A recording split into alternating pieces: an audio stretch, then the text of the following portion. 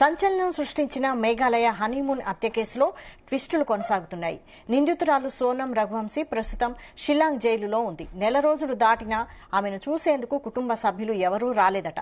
ఇక చేసిన నేరానికి ఆమె ఏమాత్రం పశ్చాత్తాపడట్లేదని జైలు అధికారులు తెలిపారు.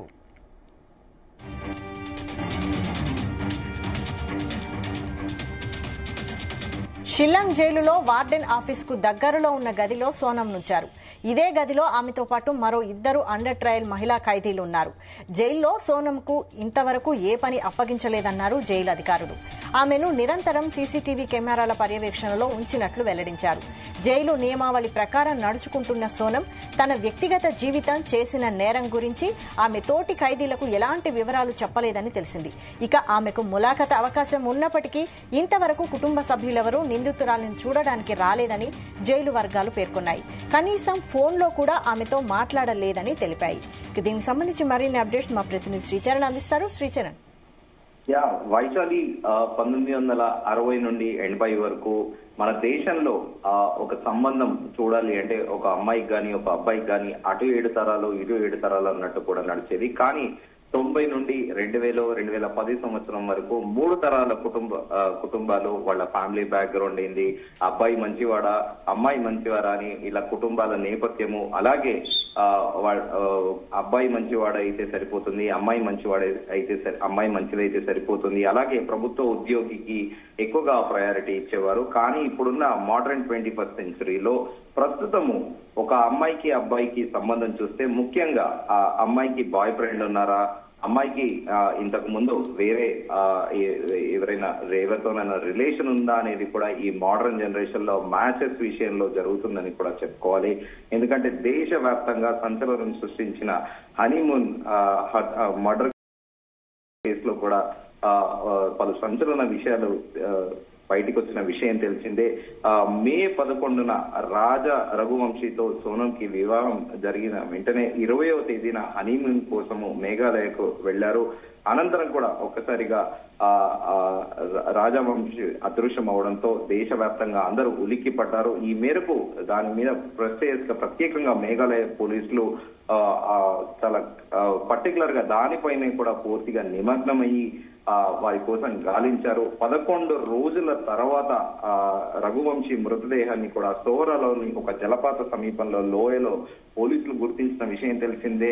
అనంతరం కూడా సోనం కోసం గాలించారు పోలీసులు. ఉన్నట్టుండి ఆమె ఘాజీపూర్ లో ప్రత్యక్షమైంది. ప్రియుడితో కలిసి ఆమె భర్తను హత్య చేసినట్లు కూడా విచారణలో తేలిన విషయం తెలిసిందే. దీంతో వారికి సహకరించిన ఇండోర్ కు చెందిన విశాల్ సింగ్ చౌహాన్, అలాగే రాజా సింగ్ కుష్వా, ఉత్తరప్రదేశ్ లోని లలిత్పూర్ కు చెందిన ఆకాష్ రాజ్పుత్లను కూడా పోలీసులు అరెస్ట్ చేసిన విషయం తెలిసిందే. అయితే దీనిపైన కూడా ప్రస్తుతం రోజుకో ట్విస్ట్ ఉన్న చందాన కూడా నడిచిన విషయం తెలిసిందే.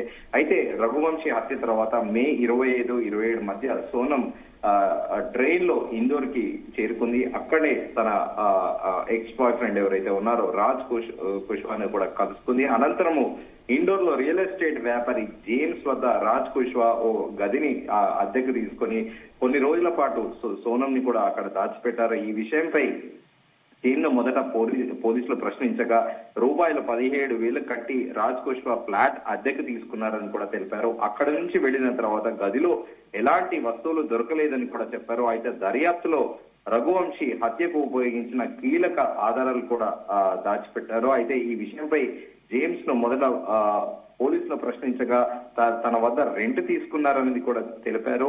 అయితే రఘువంశీ హత్యకు ఉపయోగించిన కీలక ఆధారాలున్న బ్యాగ్ ను సోనం అద్దె గదికి తీసుకువచ్చినట్లు కూడా పోలీసులు తెలిపారు. ఆ బ్యాగ్ ను జేమ్స్ ఎవరికి కనిపించకుండా దాచాడని కూడా స్పష్టమైంది. అంతేకాదు ఆ గదిని రాజ్ కుష్వా అద్దెకు తీసుకోలేదని ఈ కేసులో అరెస్ట్ అయిన మరో నిందితుడు విశాల్ చౌహాన్ అద్దెకు తీసుకున్నాడని కూడా తెలిసింది.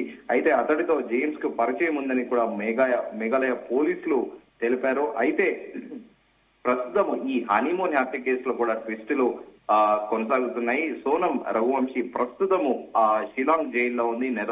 నెల రోజులు దాటినా కూడా ఆమెను చూసేందుకు కుటుంబ సభ్యులు ఎవరు రాలేదని కూడా అధికారులు చెబుతున్నారు. ఇక చేసిన నేరానికి ఆమె ఏమాత్రం పశ్చాత్తాపడట్లేదని కూడా జైలు అధికారులు తెలుపుతున్నారు. షిల్లాంగ్ జైల్లో వార్డెన్ ఆఫీస్ కు దగ్గరలో ఉన్న గదిలో సోనం ని ఉంచారు. ఇదే గదిలో ఆమెతో పాటు మరో 2 అండర్ ట్రయల్ మహిళా ఖైదీలు కూడా ఉన్నారని, అలాగే జైల్లో సోనం కు ఇంతవరకు ఏ పని అప్పగించలేదని కూడా జైలు అధికారులు తెలిపారు. ఆమెను నిరంతరం సీసీటీవీ కెమెరాల పర్యవేక్షణలో ఉంచినట్లు కూడా జైలు అధికారులు వెల్లడించారు. జైలు నియమావళి ప్రకారం నడుచుకుంటున్న సోనం తన వ్యక్తిగత జీవితం చేసిన నేరం గురించి ఆమె తోటి ఖైదీలకు ఎలాంటి వివరాలు చెప్పలేదని, అంటే యూజువల్ గా అక్కడ ఉన్న వాళ్ళు తోని మాట్లాడాలి కానీ అలాంటిది ఏం చేయలేదని కూడా జైలు అధికారులు తెలిపారు. ఇక ఆమెకు ములాఖాత్ అవకాశం ఉన్నప్పటికీ ఇప్పటి వరకు కుటుంబ సభ్యులు ఎవరూ నిందితురాలని చూడడానికి రాలేదని జైలు అధికారులు కూడా పేర్కొన్నారు. కనీసం ఫోన్ లో కూడా ఆమెతో మాట్లాడడం లేదని కూడా తెలిపాయి. మొత్తానికి దేశవ్యాప్తంగా ఈ సంచలనం సృష్టించిన ఈ హనీమూన్ హత్య పైన దేశం ఒక్కసారిగా ఉలిక్కి పడింది.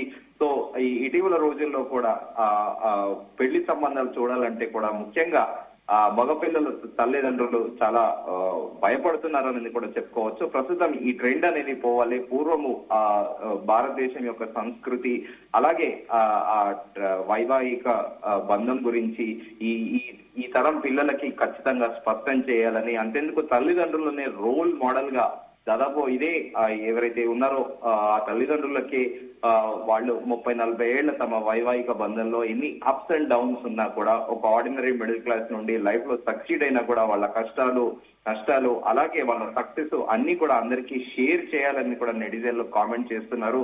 ఈ యొక్క యూరోపియన్ కల్చరు, ఈ విషపూరిత కల్చర్ ని అనేది ఇండియాలో రూపుమాపాలని, అలాగే పిల్లలకి ప్రత్యేకంగా ఒక కుటుంబ వ్యవస్థ, కుటుంబ విలువలు అలాగే బాధ్యతలు కూడా తెలపాలని నెటిజన్లు సోషల్ మీడియా వేదికగా కామెంట్లు పెడుతున్నారు. Thank you Sricharan.